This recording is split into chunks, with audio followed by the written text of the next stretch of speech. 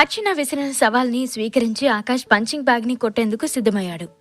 తనకు తెలిసిన టెక్నిక్ తో పంచ్ చేయాలని పొజిషన్లోకి వచ్చి 2 చేతులు పైకెత్తి ఆ పంచింగ్ బ్యాగ్ ని కొట్టబోతుండగాని అర్చన టక్కుమని ఆపేసింది. దీంతో విషయం ఏంటో తెలుసుకుందామని అర్చన వైపు తిరిగాడు.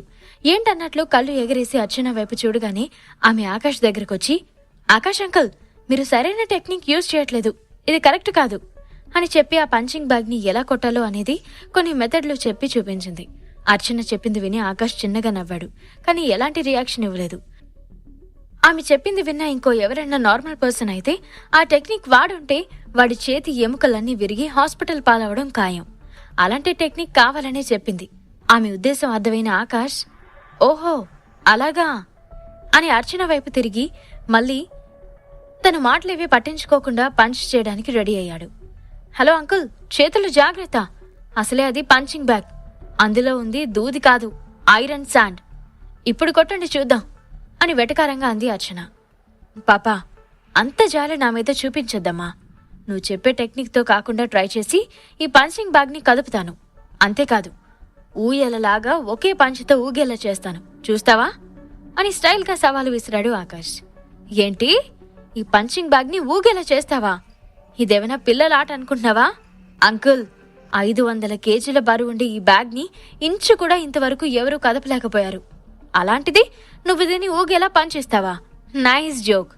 ఒకవేళ నువ్వు కనుక ఇది చేస్తే నువ్వేం చెప్పినా నేను చేయడానికి రెడీ అంకుల్ అని పొగరుగా చెప్పింది అర్చన. హలో, పెద్ద గౌను వేసుకున్న చిన్న పాప, నీకు ఇదివరకే చెప్పాను నన్ను అంకుల్ అని పిలవద్దని. నాకింకా 26 సంవత్సరాలే, అంటే నీకు నాకు 8 years తేడా ఉంది, అంతే. అంత మాత్రానికి నేను నీకు అంకుల్ అయిపోతానా అని సీరియస్ గా చూశాడు ఆకాష్. నాకు ఇలాగే పిలవడం బాగుంది అంకుల్ అని ఆకాష్ ని రెచ్చగొట్టినట్టుగా మళ్ళీ మళ్ళీ అంకుల్ అని పిలుస్తూ ఆట పట్టించింది అర్చన.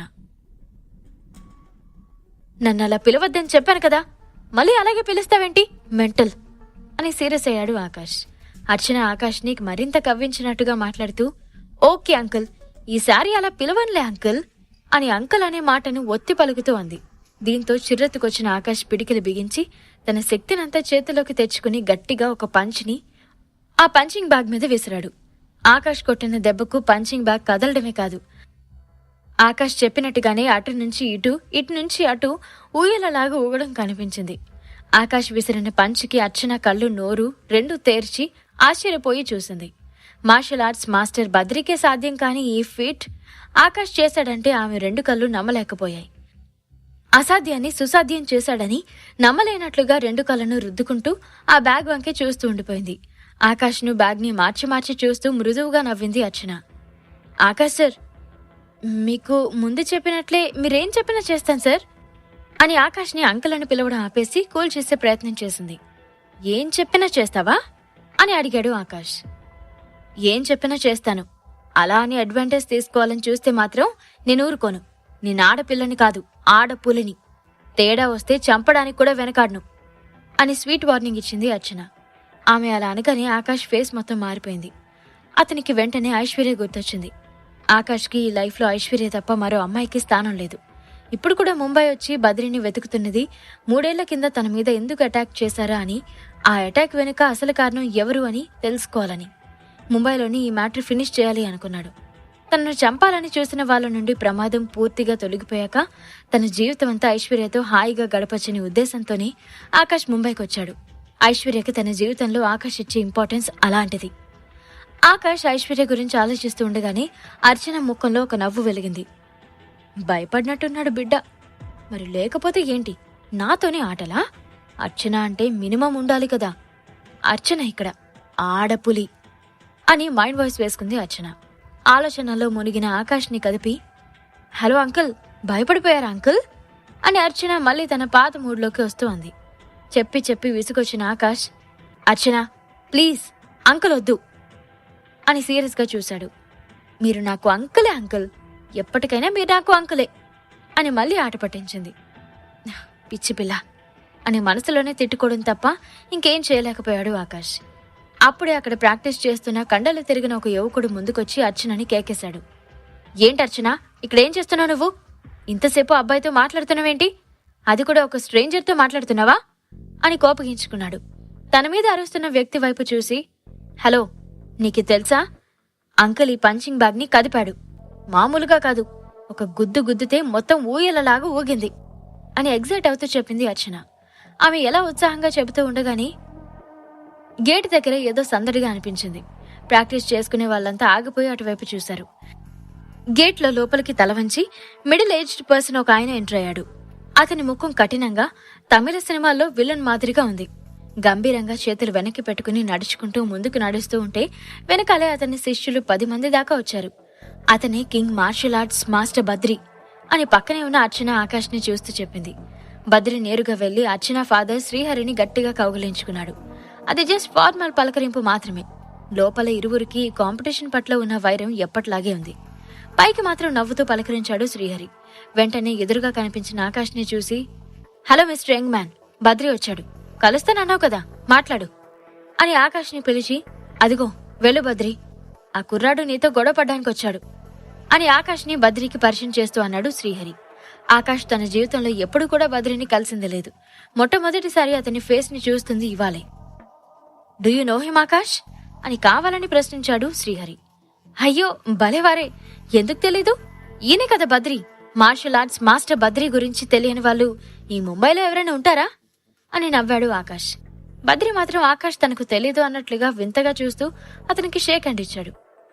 హలో బద్రి గారు, మీకు నన్ను గుర్తున్నానా? షేక్ హ్యాండ్ ఇచ్చిన అతని చేతిని గట్టిగా నొక్కి పడుతూ అడిగాడు ఆకాష్. తను అలా అడిగేసరికి కనుబొమ్మలు ముడేసి ఆకాష్ని పైనుంచి కింది వరకు మరోసారి చూశాడు. ఆకాష్ని ఎక్కడ చూసినా జ్ఞాపకం తనకు గుర్తు రాలేదు.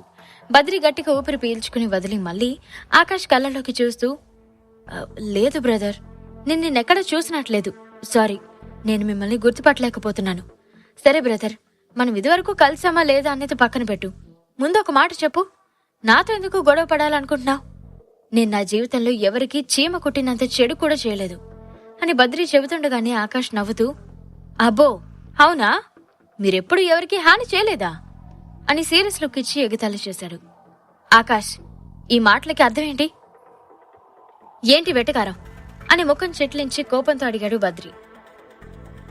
బద్రి, నువ్వెప్పుడు ఎవరికీ హాని చేయలేదని చెప్పావు కదా, మరి యువన్, సునీల్, రాకేష్, బాషా ఇలా వీళ్ళ పేర్లేమైనా గుర్తున్నాయా అని ఆకాష్ 10ల సంఖ్యలో పేర్లు చెప్పుకుంటూ వెళ్లాడు. దీంతో అక్కడున్న వారంతా గందరగోళానికి గురయ్యారు. ఆకాష్కి వీళ్ళు బాగా కావలసిన వాళ్ళేమో అని అంచనా వేసుకున్నారు. ఆకాష్ చెప్పిన వాళ్లలో చాలా మంది మామూలు వ్యక్తులు. వాళ్ళంతా కన్న తల్లుల కోసం, వారి సొంత జీవితాల కోసం కష్టపడేవాళ్ళు. వారిలో చాలా మందికి మార్షల్ ఆర్ట్స్ కూడా తెలీదు.